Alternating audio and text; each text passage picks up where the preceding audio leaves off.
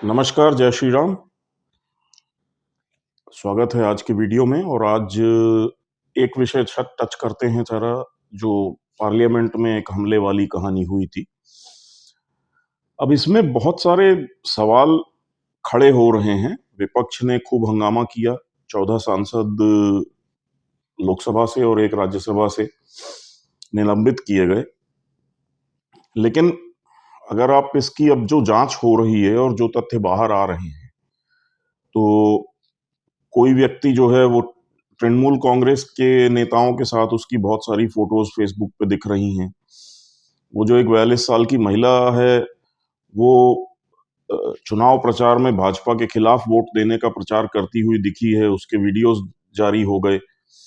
उसके अलावा वो महिला किसान आंदोलन में और ये जो पहलवानों वाला आंदोलन चल रहा था, इसमें बड़ी एक्टिव थी, उसके वीडियोज और फोटोज आ गए। तो उससे ये समझ में आ रहा है कि उसका भी सरकार के विरोधी ये जो टुकड़े-टुकड़े गैंग है और जो तमाम तरह के लोग हैं, अर्बन नक्सली, जेएनयू वाले, उसका हिस्सा लग रही है। तो और एक व्यक्ति फरार है, कहा जा रहा है कि वो कांग्रेस से जुड़ा हुआ है। तो ये सारे लोग जो हैं, जो इसमें इन्वॉल्व हैं, जिन्होंने ये हरकत की, उनका कनेक्शन तो ये विपक्ष में इंडी अलायंस के अलग-अलग संगठनों से या पार्टियों से दिखाई दे रहा है साफ। सवाल कुछ सुरक्षा को लेकर के उठाए जा रहे हैं, तो उसमें भी जो गृह मंत्रालय और बाकी के जानकार हैं, अधिकारी वगैरह, पूर्व अधिकारी, उनका ये कहना है कि ये संभव तो नहीं है कि कोई अ, ये धुएँ वाले कैनिस्टर वगैरह लेकर के इतनी आसानी से अंदर तक चला जाए। उनका कहना है कि पास लेकर के वहां तक पहुंच गया, वो एक सामान्य सी बात है और कोई सांसद जो है उसके पास भी इतनी कोई वो नहीं रहती है व्यवस्था कि वो हर कोई जो पास के लिए अप्लाई कर रहा है उसकी वो इतनी गहन या कड़ी पुलिस जांच और ये सब करवा सके। एक सामान्य प्रक्रिया है। दर्शक दीर्घा में बैठ करके संसद की कार्रवाई देखने का अधिकार हर भारतीय नागरिक का है और किसी भी सांसद से वो आवेदन को अपने रेकमेंड करा करके भेज सकते हैं।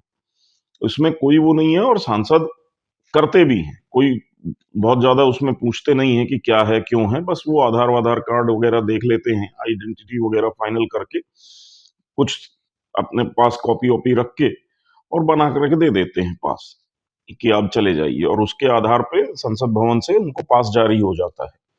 तो पॉसिबल नहीं है कि अ, रोज इतने सारे लोगों का पूरा सिक्योरिटी चेकअप किया जाए। लेकिन संसद के अंदर जब आप घुसते हैं, तो अंदर घुसने के बाद कई स्तर पे कई बार जाँच होती है। तो ऐसा तो संभव नहीं है कि कोई इतना बड़ा कैनिस्टर लेकर के या इतना सब सामान लेकर के पहुँच जाए।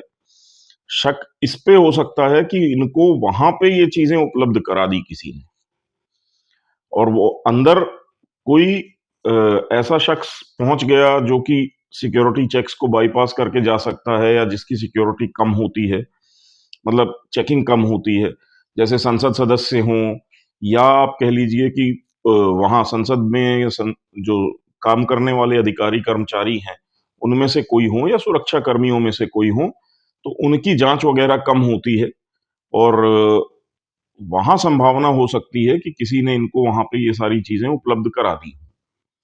अब आपने वीडियोज़ देखे होंगे अटैक के बाद, तो एक सरदार जी एमपी हैं अमृतसर से, उन्होंने बोला कि उनको उनके हाथ लगा ये व्यक्ति और उससे उन्होंने छीन-वीन के और उसको मारा-पीटा सब किया, ये है, वो है। अब सोचने वाली बात है कि गुरपतवंत पन्नू एक घोषणा करता है कि मैं पार्लियामेंट पे हमला करवाऊँगा, ऐसा है, वैसा है और 13 दिसंबर को पार्लियामेंट में जिस दिन हमला हुआ था, उसी एनिवर्सरी के दिन एक्चुअली ये हमले टाइप का एक ड्रामा होता भी है और उसका एक खालिस्तान से एंगल जुड़ता है और उसके बाद ये हमलावर पकड़ा भी अमृतसर के एक सिख सांसद के हाथों जाता है।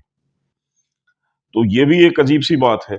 दूसरा ये देखिए, ये सुप्रिया श्रीनाथे हैं, ये कांग्रेस की जो पूरा सोशल मीडिया की टीम है, उसकी प्रमुख हैं और इनका 3 बजे का ट्वीट है ये।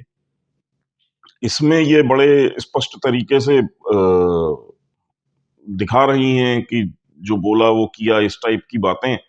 और राहुल गांधी की एक बड़ी साफ फोटो है, बड़ी मौके से खींची हुई फोटो है, मानो कि मतलब बिल्कुल प्रिपरेशन थी, रिहर्सल थी कि ऐसी घटनाएं होंगी। पूरा मतलब आप उसको कैप्चर देखिए जिस एंगल से किया गया है कि राहुल गांधी खड़े हुए हैं और बिल्कुल वो उस तरफ देख रहे हैं, धुआं हुआ भी दिखाई दे रहा है और प्रॉपर।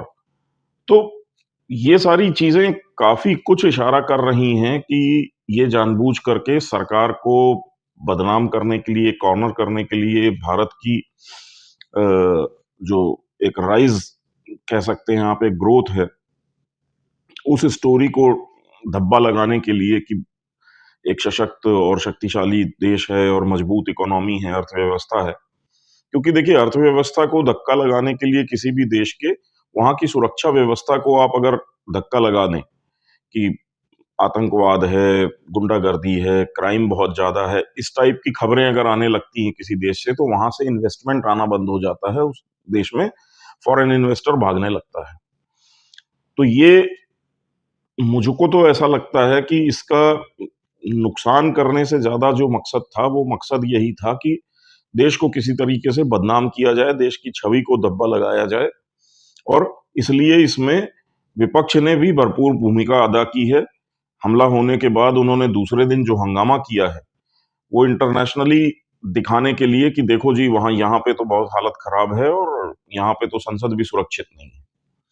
तो ये इस टाइप का एक सोचा समझा षड्यंत्र है। और जो मैं आप लोगों को बार बार बोलने की कोशिश करता हूं कि मोदी के विरोध में बहुत सारे लोग इतने गिर चुके हैं कि अब वो देश का विरोध करने पे उतारू हो गए हैं, देश को नुकसान करने पे उतारू हो गए हैं।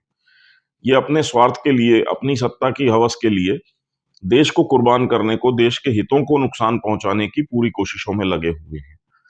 दिल्ली पुलिस की क्राइम ब्रांच जो है वो इसकी जांच कर रही है और यूएपीए के तहत इन सबको गिरफ्तार कर लिया गया है। तो अब ये 6 महीने साल भर तक तो जमानत पे भी बाहर नहीं आएंगे। और मुझे लगता है कि 4-6 दिन, एक हफ्ते के अंदर काफी बड़े बड़े खुलासे इसमें हो भी जाएंगे कि कहानी है क्या। अब थोड़ा सा बात कर लेते हैं पाकिस्तान की।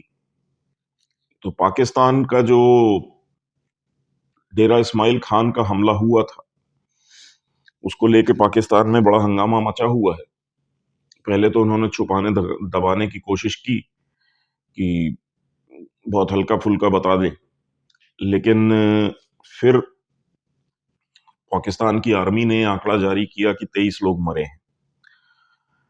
पाकिस्तान के अंदर से जो खबरें आ रही हैं उनका कहना है कि 23-23 नहीं, कम से कम 50 लोग मारे गए हैं। क्योंकि काफी बड़ा हमला था और आरडीएक्स वगैरह से भरा हुआ ट्रक सीधे उस कैंप के अंदर घुसा दिया गया। वो एक स्कूल था, स्कूल की बिल्डिंग में ये आर्मी वालों ने कैंप बनाया हुआ था और अलग अलग कमरों में ये आर्मी वाले सैकड़ों की तादाद में वहां पे कैंप किए हुए थे, रुके हुए थे।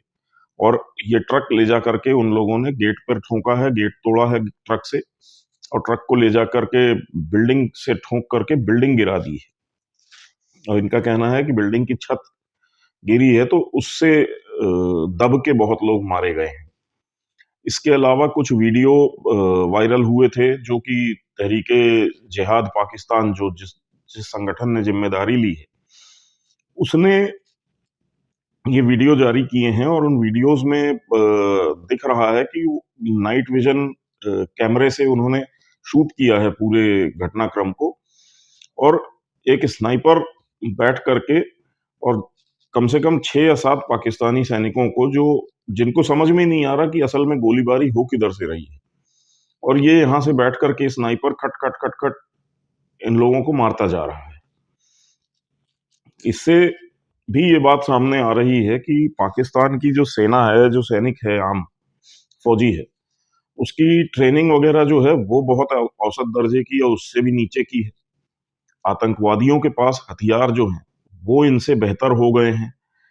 और हथियारों की वहां पे कमी आतंकवादियों को इसलिए नहीं है क्योंकि वो लगातार ऐसे सैनिक कैंप्स को हमला कर रहे हैं, सैनिक कैंपों से बहुत हथियार लूट के ले जा रहे हैं, पुलिस की चौकियों से आदि से भी बहुत हथियार लूटते हैं। ये आते हैं, हमला करते हैं, एम्बुश करते हैं, 10-12 लोगों का ग्रुप रहता है, उनको मारते हैं, उनके हथियार, गोला-बारूद छीनते हैं और चले जाते हैं। कई बार तो इनकी गाड़ियाँ भी ले जाते हैं। बीच में एक वीडियो भी वायरल हुआ था कि पाकिस्तान पुलिस की एक गाड़ी लेकर के ये आतंकवादी चले गए थे। वो बाकायदा उस पे पुलिस-वुलिस लिखा हुआ, उस पुलिस के कलर की गाड़ी, और वो वहाँ लेकर के अफ़गानिस्तान की सड़कों पे घूम रहे थे। तो ये बड़ी एक अजीब-सी स्थिति बनी हुई है कि पाकिस्तान की फ़ौज जो है, वो इस समय बिल्कुल बेबसी की हालत में है और उनको समझ में नहीं आ रहा है कि बचना कैसे है, डिफेंड कैसे करना अपने आप को। मोराल बहुत डाउन है उनके औसत एक सोल्जर का, और जूनियर लेवल पे जो ऑफिसर्स हैं, और वो बिल्कुल नहीं चाहते हैं कि उनकी पोस्टिंग इन इलाकों में हो, खैबर पख्तूनख्वा, बलूचिस्तान आदि। ये जो हमला हुआ है डेरा इस्माइल खान का, ये हमला बिल्कुल आप समझ लीजिए पंजाब बॉर्डर पे ये एरिया पड़ता है, डेरा गाजी खान, डेरा इस्माइल खान। ये बलूचिस्तान, आपका खैबर पख्तूनख्वा और पंजाब, इन तीनों का एक जंक्शन पॉइंट है, वहां पे है। तो अगर ये पंजाब के इतने नजदीक, इतने बॉर्डर पे अगर ये हमले हो रहे हैं, तो आप समझिए कि ये लड़ाई का पंजाब से, मतलब पंजाब के अंदर पाकिस्तान में घुसना कितना पॉसिबल है, और अगर ये लोग अगर घुसने में सक्सेसफुल हो जाते हैं और पंजाब के अंदर हमले करना शुरू कर देते हैं, तो आप समझ लीजिए कि पाकिस्तान के लिए बहुत बड़ा नाइटमेयर हो जाएगा, बहुत बड़ी मुसीबत हो जाएगी, क्योंकि पाकिस्तान में पूरा जो कब्जा है, जो कंट्रोल है, वो पाकिस्तानी पंजाबियों का है। और वहां पे फिर जो अफरा तफरी और भागा भागी मचेगी, पाकिस्तान उसको संभाल नहीं पाएगा। तो यहां से ऐसा लग रहा है कि अब बहुत ज्यादा उनके पास उम्मीदें बची नहीं है पाकिस्तान के पास। हालांकि ये बातें बड़ी बड़ी कर रहे हैं कि हम अफगानिस्तान पर हमला कर देंगे, ये कर देंगे, वो कर देंगे, और ये भी चर्चा हो रही है कि इनके जो आर्मी चीफ इस समय अमेरिका में बैठे हुए हैं, और अमेरिका से भी ये मदद मांगने के लिए गए हुए हैं कि हमें हथियार दे दो, हमें पैसा दे दो, हमें आतंकवाद से लड़ना है, ऐसा है, वैसा है। उम्मीदें कम हैं कि इनको कोई बहुत ज़्यादा मदद या कुछ मिलने का जो चांस है, वो काफ़ी कम है। देखते हैं आगे क्या होता है। ये तो रही पाकिस्तान की हाल। अब हम लोग आ जाते हैं थोड़ा-सा कि जो सऊदी अरब है, वहाँ पे क्या डेवलपमेंट्स हो रहे हैं। तो सऊदी अरब का एक अजीब-सा ट्रेंड दिखाई दे रहा है कि सऊदी अरब अपने अंदर काफ़ी तेज़ी से काफ़ी बड़े-बड़े बदलाव करने के मूड में दिख रहा है। और सऊदी जो सरकार है, वो काफ़ी हद तक चीज़ों को खोलने के लिए और सोसाइटी को ओपन बनाने की कोशिश कर रही है।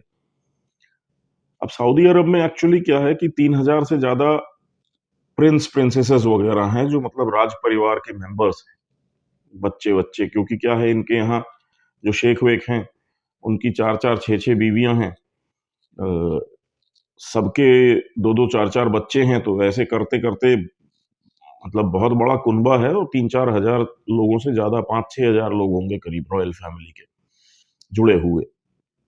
अब होता ये है कि उनके यहाँ अ, हर मेंबर को कुछ ज़मीन दे दी जाती है एकड़ों में, है ना? 25 एकड़, 50 एकड़, 100 एकड़ लैंड दे दी जाती है। और पहले तो ये शहरों के आस-पास दी जाती थी।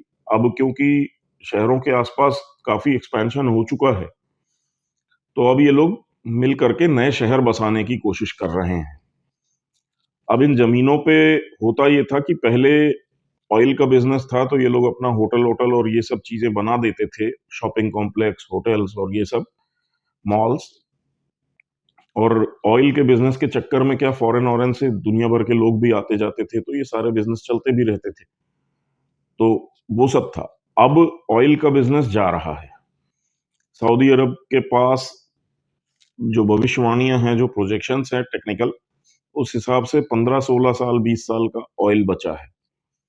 और भारत समेत बहुत सारे देशों ने बहुत तेज़ी से इलेक्ट्रिक व्हीकल और बाकी सारी चीज़ों पे नीतियाँ बनानी शुरू कर दी है। जैसे भारत की बात करें तो नितिन गडकरी ने तो कहा है शायद कि 2030 तक हम लोग ज़ीरो ऑयल इम्पोर्ट पे आ जाएँगे। मतलब हम अपना ऑयल का कंज़म्पशन इतना कम कर लेंगे कि फिर उसके बाद ऑलमोस्ट जो हम प्रोड्यूस करते हैं, अपने यहाँ तेल पैदा करते हैं, उतने में ही हमारा काम चल जाएगा, खरीदना भी होगा बाहर से तो बहुत ना के बराबर। तो भारत जैसा बड़ा देश अगर जो कि सऊदी अरब से करीब 25 से 28 बिलियन डॉलर का साल में तेल खरीदता है, अगर वो ज़ीरो पे ले आता है, तो सऊदी अरब के लिए आप समझिए कि फिर व्यापार और बिज़नेस करने की कितनी संभावना बचेगी तेल का। और ऊपर से तेल के कुएँ भी इनके खाली हो रहे हैं, 15-16 साल का तेल बचा है उसमें। तो ऐसे हालात में अब उनके लिए मजबूरी हो गई है कि वो कोई दूसरा बिज़नेस देखें। लाइफ़स्टाइल बहुत हाई-फ़ाई बना ली है इन लोगों ने तेल के पैसे से, तो अब उसको कम तो किया नहीं जा सकता है। जो ज़मीनें इन लोगों ने बाँट रखी हैं सारे प्रिंस प्रिंसेसेस को, अब उसमें होटल-फोटल और ये सारी चीज़ें अगर तेल का बिज़नेस नहीं रहेगा, तो ये सब चलेगा कैसे? तो उसके लिए अब सऊदी अरब को चाहिए है कि वो ये कोशिश कर रहे हैं कि वहाँ पे हम टूरिज़्म डेवलप करें। अब प्रॉब्लम ये है कि सऊदी अरब इतना कट्टर इस्लामिक देश रहा है कि वहाँ कौन टूरिस्ट बन के आएगा? कोई भरोसा नहीं है कि कब आप बोल दो कि इस्लाम की बेइज़्ज़ती कर दी आपने और आपको जेल में डाल दिया जाए। अच्छा, सज़ा भी वहाँ शरिया के हिसाब से होती है, तो वो कोड़े मारे जाएँ, हाथ काट दिया जाए, सर काट दिया जाए, इस टाइप की सज़ाएँ हैं। ऐसी हालत में कोई टूरिस्ट क्यों आएगा वहाँ? ऊपर से है क्या वहाँ? है तो पूरा रेगिस्तान, तो वो रेत देखने के लिए कोई क्यों आएगा? बहुत सारी जगह हैं दूसरी जहाँ पे रेत देख सकता है इंसान। तो सऊदी अरब के लिए ये एक चैलेंज है कि वो टूरिज़्म अपने यहाँ प्रमोट कैसे करे? तो उसके लिए उनके पास पहला चैलेंज ये है कि वो इस्लामिक कट्टरपन को जो है, कम करें और ख़त्म करें। तो कम करेंगे तो उन्होंने कंट्रोल तो बहुत कर रखा है। जैसा मैं आपको पहले भी बताता आया हूँ कि सऊदी अरब के अंदर अ, लाउड स्पीकर वगैरह से नमाज़-वमाज़ की अज़ान देने पे पूरी तरह से प्रतिबंध लगा हुआ है। उनका कहना है कि जिसको नमाज़ पढ़नी होगी वो खुद अपने मोबाइल में घड़ी में अलार्म लगा के रखेगा, टाइम पे अपनी जगह पहुँच जाएगा। उसके लिए वो कोई अज़ान-अज़ान की ज़रूरत नहीं। या मस्जिद की तरफ से जितने भी लोग नमाज़ पढ़ने आते हैं, वो अपना नाम लिखवा दें, उनको फ़ोन करके याद दिला दिया जाएगा कि भैया आ जाओ, टाइम होने वाला है। या व्हाट्सएप पे मैसेज भेज दो XYZ। तो उनका कहना है कि इसके लिए लाउड स्पीकर लगाने की आवश्यकता नहीं है।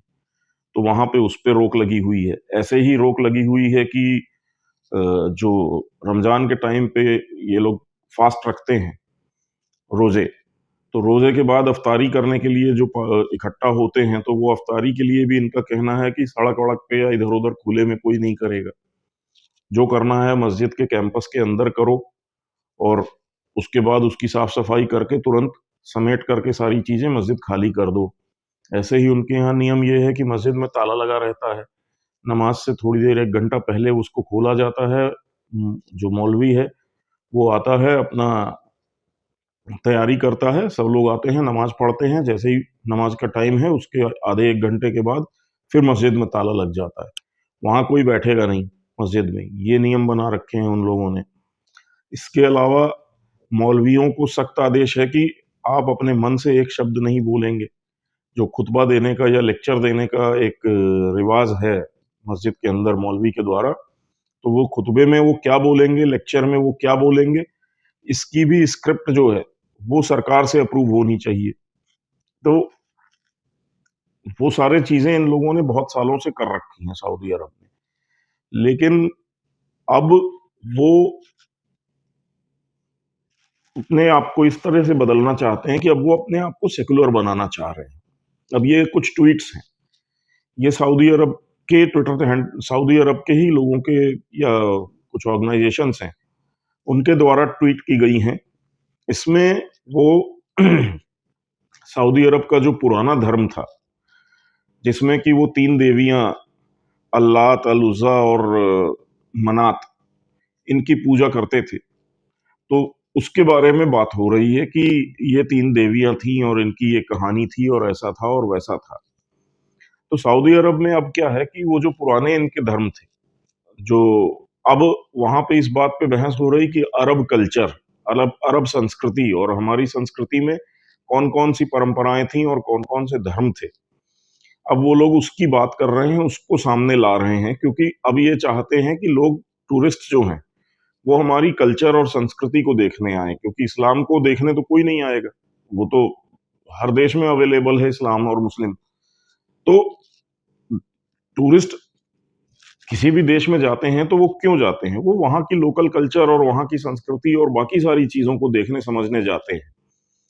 इस्लाम के चक्कर में अरब की जो लोकल कल्चर था, जो संस्कृति थी, वो तो गायब हो गई थी। अब वो चाहते हैं कि उसको वापस लाया जाए। अब वापस लाएँगे तो उसके लिए जो इनकी पुरानी देवियाँ थीं, जो ये अल्लात, अल-उज़्ज़ा और मनात, इनके मंदिर बनाने पड़ेंगे, इनकी मूर्तियाँ, इनके फ़ोटोग्राफ्स सामने लाने पड़ेंगे, मूर्तियों की पूजा होती थी, वो व्यवस्था वापस लानी पड़ेगी। ऐसे ही इनका दूसरा एक धर्म था, जो वहाँ पे काफ़ी सारे लोग प्रैक्टिस करते थे अरब में, उसमें नवग्रह की पूजा होती थी, तो उसको वापस लाने की बात हो रही है। तो अरब के अंदर ये बदलाव हो रहा है कि वो इस्लाम छोड़ करके अपने पुराने धर्मों की तरफ भी लौटने की कोशिश कर रहे हैं। और अभी इस पर अरब के अंदर थोड़ा बहुत हंगामा मचा हुआ है।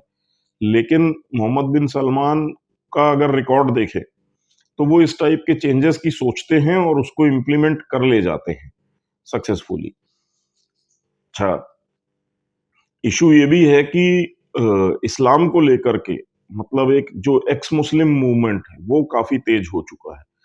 मतलब कुछ आंकड़ों के मुताबिक 33% तक पाकिस्तान के अंदर जो लोग हैं, उन्होंने इस्लाम छोड़ रखा है, वो अपने आप को एक्स मुस्लिम कहते हैं।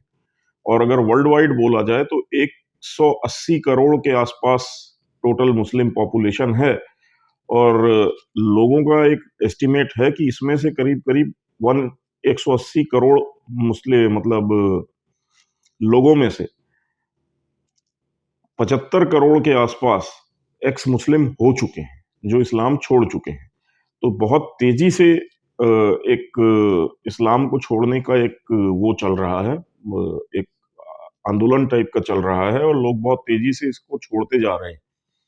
ऐसे में सऊदी अरब का वापस अपने पुराने जो रिलीजन हैं, जिन्हें पैगन या मल्टीथीइज़्म बोलते हैं, कि बहुत सारे देवी-देवताओं की पूजा, उस तरफ जाना या उस तरफ जाने की प्रयास करना, कोशिश करना, टूरिज़्म को प्रमोट करना और कल्चर की बात करना, अरब का कल्चर, इस्लाम से अलग हट के अरब कल्चर क्या था?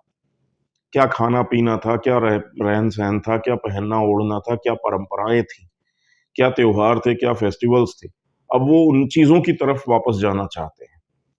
और ये सारी चीज़ें करने के लिए इन लोगों ने भारत को एक मॉडल टाइप सेलेक्ट किया हुआ है। ये भारत को स्टडी करते हैं और भारत से ये इंस्पायर होके बहुत सारी चीज़ों को लाना चाहते हैं, कि जैसे भारत में तमाम तरह के त्योहार होते हैं, फेस्टिवल्स होते हैं और धूम-धाम से मनाए जाते हैं। अब जैसे भारत के अंदर दिवाली और होली जो है, वो इतना फ़ेमस हो चुका है कि बहुत सारे टूरिस्ट इन त्योहारों के टाइम पे इंडिया आने की कोशिश करते हैं, ताकि वो दिवाली और होली के फेस्टिवल को सेलिब्रेट होते हुए लाइव अपनी आँखों से देख सकें, उसमें शामिल हो सकें। तो वो जो फेस्टिवल का एक टूरिज़्म है, उस टाइप की चीज़ें सऊदी अरब भी अपने यहाँ करने की कोशिश कर रहा है। और इसको लेकर के अभी उन लोगों ने मतलब पब्लिक का मूड जो है, उसको बनाने के लिए, उसको चेंज करने के लिए, ये पुरानी देवियों की फ़ोटोज़ और इसको सबको ट्वीट करके और थोड़ा-थोड़ा माहौल बनाना शुरू कर दिया है। और साल 2 साल के अंदर आप देखेंगे तो ये डिस्कशन एक कॉमन सी चीज़ हो जाएगी। उसके अलावा वहाँ पे ये भी एक नॉर्मलाइज़ कर दिया जाएगा कि आपको जिसकी पूजा करनी है, आप मूर्ति-वूर्ति लाइए, रखिए, फ़ोटो लगाइए, पूजा करिए, आपको उसकी भी फ्रीडम होगी, जो अभी नहीं है। अब अगर ये होने लगता है अरब में, तो आप ये सोचिए कि फिर इस्लाम को छोड़ने वालों की तादाद कितनी तेज़ी से बढ़ेगी, ख़ास तौर से भारत और पाकिस्तान में, और ये चीज़ होनी है। दूसरी तरफ आप देख रहे हैं तो इस्लाम के फ़ॉलोअर्स जो हैं, आज वो इतने निराश और हताश बैठे हुए हैं, क्योंकि अगर वो देखते हैं, जैसे इंडिया की आप बात करें, तो इंडिया से जो पार्टीशन हुआ था, तो इंडियन मुस्लिम्स की गलतफ़हमी ये थी कि पाकिस्तान एक बहुत शानदार और सक्सेसफुल मॉडल है, एक देश है, हमने अलग करवाया था पाकिस्तान, और देखो आज की डेट में वो कितना सक्सेसफुल, इंडिपेंडेंट और बढ़िया देश बना हुआ है। तो ये पाकिस्तान की हर खुशी को सेलिब्रेट करते थे, क्रिकेट में वो जीत जाते थे तो यहाँ पे जश्न मनाना शुरू करते थे। लेकिन आज पाकिस्तान की जो दुर्गति है, जो हालत है, जो भिखारीपन छाया हुआ है, जो भुखमरी छाई हुई है पाकिस्तान में, उसको देख कर के यहाँ के मुसलमानों को भी एक झटका लगा है, सदमा लगा है कि ये फेल कैसे हो गया पाकिस्तान। और ये पाकिस्तान फेल हो गया मतलब इनकी थ्योरी फेल हो गई कि मुस्लिम एक सक्सेसफुल कम्युनिटी है। इनको ये समझ में आ गया कि हम सक्सेसफुल कम्युनिटी नहीं है। तो वो एक डिप्रेशन भी अब इनके अंदर आ रहा है। दूसरा, ये जो एक उम्मीद थी कि हम भारत को कभी भी टुकड़ा करके, तोड़ करके पाकिस्तान की तरह अलग देश बना सकते हैं, आज उससे भी ये महरूम होते जा रहे हैं, उस खुशी से भी ये वो होते जा रहे हैं। अब इनको लग रहा है कि हम अलग हो गए, तो हमारा क्या होगा? तो बड़ी एक अलग-सी स्थिति बन रही है। तो बहुत सारे लोग जो इस चीज़ को लेकर के एक टेंशन में होते हैं कि भारत के अंदर आगे चल कर के एक बहुत बड़ा टकराव वाली स्थिति बनेगी। मुझको जो दिख रहा है, वो ये दिख रहा है कि टकराव होने के पहले ही इस कम्युनिटी के अंदर ही इतने वो हो जाएँगे, क्योंकि आज बहुत सारे जो मुस्लिम्स हैं, जो पढ़ लिख रहे हैं, जो अपनी एजुकेशन के ऊपर ध्यान देना चाहते हैं, जो अपनी लाइफ स्टैंडर्ड को नॉर्मल इंडियन के लाइफ स्टैंडर्ड जैसा बनाना चाहते हैं कि मतलब एक अच्छी सोसाइटी में रहें, अच्छी गाड़ी चलाएँ, अच्छे कपड़े पहनें, अच्छा पढ़ाई-लिखाई करें और छोटी फैमिली रखें। तो उस टाइप की टेंडेंसीज़ अब लोगों को समझ में आने लगी है कि ये वाक़ई में ये करने लायक है। और इनके जो मौलवी मौलाना हैं, आज अगर आप देखें तो उनकी क्रेडिबिलिटी बहुत तेज़ी से कम हो रही है विद इन द कम्युनिटी। आज लोग खुल कर के ये बोलने लगे हैं कि ये मौलवी मौलाना जो हैं, ये उल्टी-सीधी बातें सिखाते हैं। तो धीरे-धीरे ये चेंजेज़ आ रहा है। और अगर वो सऊदी अरब से शुरू हो जाता है, अब जैसे अभी सऊदी अरब में किसी ने, एमबीएस ने या किसी बड़े व्यक्ति ने ये तक बोल दिया कि मक्का जो है, वो सारे धर्मों की एक होली साइट थी और वहाँ पे सारे धर्म के लोगों को जाने का अधिकार है। तो अब वहाँ पे आप सोचिए कि कितनी तेज़ी से कितने बड़े चेंजेज़ आ रहे हैं और वहाँ से जो चेंजेज़ आते हैं, तो वो सारे मुस्लिम वर्ल्ड में फ़ॉलो किए जाते हैं। तो आगे आने वाले समय में आपको काफ़ी कुछ दिखेगा। इसलिए मैंने आपको बोला था कि दुबई या जो मतलब यूएई है, वो हिंदू मेजॉरिटी कंट्री बन जाएगा। आज भी अगर देखें तो वहाँ पे जो पॉपुलेशन है, वो मेजॉरिटी, अगर गिनती की बात करें तो सिटिज़न्स भले ना हों, लेकिन वहाँ इंडियंस की मेजॉरिटी ज़्यादा है। मंदिर भी बन रहा है, सब कुछ हो रहा है दुबई, यूएई में। और जो उनकी रॉयल फैमिली वगैरह है, उसके अंदर भी अगर आप देखेंगे तो उनकी जो प्रिंसेस वगैरह हैं, वो बहुत ज़्यादा इस्लाम को फ़ॉलो नहीं करती हैं। वो बिल्कुल मॉडर्न ड्रेस पहन के घूमती हैं, सब कुछ है। और उनकी तो इंस्टाग्राम और फेसबुक वगैरह पे रील्स भी काफ़ी वायरल हुई रहती हैं। प्रिंसेस माहिरा करके एक है, उसको देखिए आप। तो वो लोग काफ़ी तेज़ी से अपने आप को चेंज कर रहे हैं। उनकी जो नेक्स्ट जनरेशन आ रही है, वो उस कट्टरपन से बाहर निकल चुकी है। इनफैक्ट वो शायद खुद को इस्लामिक या मुस्लिम मानते भी नहीं। तो ऐसी हालत में और दूसरा फिर ये जो इज़राइल हमास वॉर शुरू हो गया है। मज़ेदार बात ये है कि इज़राइल हमास का लड़ाई शुरू हो रही है, 56-57 मुस्लिम देश चुपचाप बैठ कर के तमाशा देख रहे हैं। हमास की मदद के लिए कोई नहीं गया, हमास को रिलीफ मटेरियल तक ये लोग नहीं दे रहे हैं। मतलब इंडिया दे रहा है, अमेरिका दे रहा है, यूनाइटेड नेशंस दे रहा है, बहुत सारी अलग-अलग कंट्रीज़ रिलीफ मटेरियल, दवाइयाँ, खाना, राशन, अनाज ये सब पहुँचा रही हैं फिलिस्तीनियों के लिए।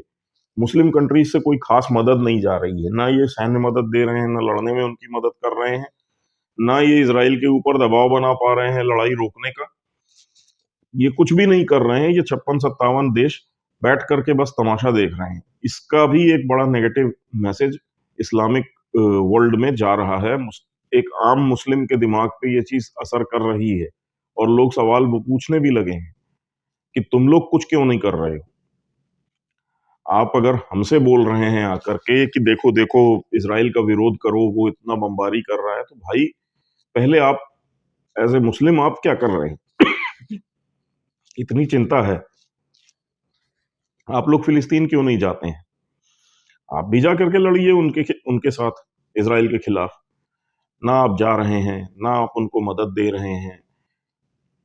सिर्फ़ आपको ये उम्मीद है कि आपकी एक मुस्लिम ऑर्गनाइज़ेशन की लड़ाई इज़राइल के साथ है, उसमें भी दुनिया आपकी मदद करे, आप उस लायक भी नहीं बचे हैं कि आप अपनी मदद खुद कर पाएँ। तो आज ये सवाल एक कॉमन मुस्लिम के दिमाग में छाया हुआ है कि भैया इस्लाम से हमको मिल क्या रहा है? तो बहुत सारी कॉन्ट्रडिक्शंस अब इनके सोसाइटी के अंदर खुद ही पैदा हो रही हैं और बड़ा साफ दिखाई दे रहा है कि सऊदी अरब और जो ये अरब कंट्रीज़ हैं, अब ये अपने अरब कल्चर और अरब अरब संस्कृति उसकी बात कर रहे हैं, ये खुद अब इस्लाम से दूर हटने की कोशिश कर रहे हैं।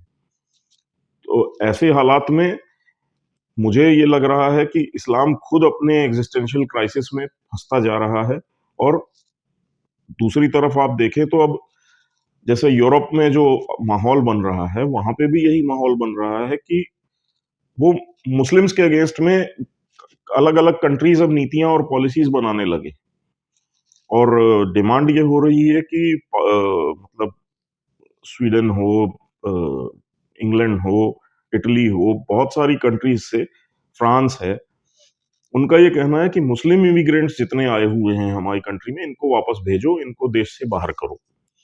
तो एक मुस्लिम को आप समझिए कि अगर कोई इंग्लैंड में बैठा हुआ है और उसको ये दिखाई दे रहा है कि यार मैंने सब सेट कर लिया, घर ले लिया, गाड़ी ले ली, हमारे बच्चे भी यहाँ स्कूल्स में जा रहे हैं, पढ़ाई अच्छी कर रहे हैं, ऑल ऑफ ए सडन वहाँ की सरकार कुछ ऐसा कर देती है कि भाई जो भी मुस्लिम है, अब वो इंग्लैंड में नहीं रहेगा, बाहर जाएगा। तो उस आदमी के पास क्या चॉइस? या तो वो इस्लाम छोड़ करके क्रिश्चियनिटी अडॉप्ट करके वहाँ रहने लगे और मुस्लिम बना रहे, तो उसको देश छोड़ना है, उसकी जो पूरी लाइफ़ उसने जमा रखी है यहाँ पे, उसको पता है कि भाई इंग्लैंड से निकल के वो जाएगा कहाँ? वो वही गरीबी, भुखमरी वाले देशों में जाएगा। तो ये सिचुएशंस इनके पास आने वाली हैं। इनके लिए कल ये सारी स्थितियाँ पैदा होने वाली हैं और जब ये वहाँ होने लगेगा, तो यहाँ वालों के लिए भी कोई बहुत ज़्यादा ऑप्शंस बचेंगे नहीं। तो ये एक स्थिति है क्योंकि इनका जो कट्टरपन है, अब वो पीक पे चला गया है और अब इनके खुद के लोग उस कट्टरपन से परेशान हो गए। क्योंकि ये जो मौलवी-मौलाना हैं, ये उस कट्टरपन को बढ़ाते, बढ़ाते, बढ़ाते उस लेवल तक ले जा रहे हैं कि जहाँ पे अब साँस लेना मुश्किल हो रहा है खुद समाज के लोगों को, जो इनके इस्लामिक सोसाइटीज़ है, मुस्लिम सोसाइटी है, उसके अंदर लोगों के लिए अब परेशानी होने लगी है कि यार कितना फ़ॉलो करें? कहाँ तक फ़ॉलो करें? कितनी कड़ाई लाएँ हम ज़िंदगी में?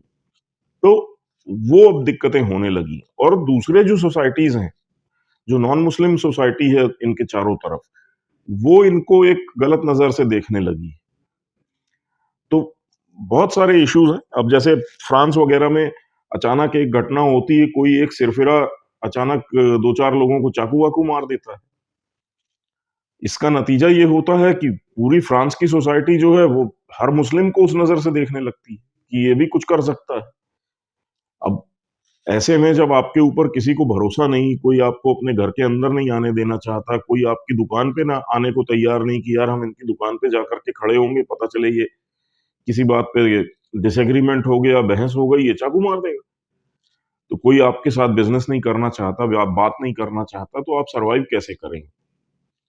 तो ये कट्टरपन जो है, ये अब इनको नुकसान पहुँचाने लगा है और ये अब यहाँ से इनका जो इस्लाम पे फ़ेथ है, वो हिलने लगा है और ये हम लोगों को सऊदी अरब के इन ट्वीट्स में दिखाई दे रहा है कि वो भी अब अपने पुराने कल्चर, पुराने इतिहास और पुराने धर्म को खोलना चाहते हैं, निकालना चाहते हैं और उसको मेनस्ट्रीम में लाना चाहते हैं। वो भी इससे दूर होना चाहते हैं। तो देखते हैं आगे क्या होता है।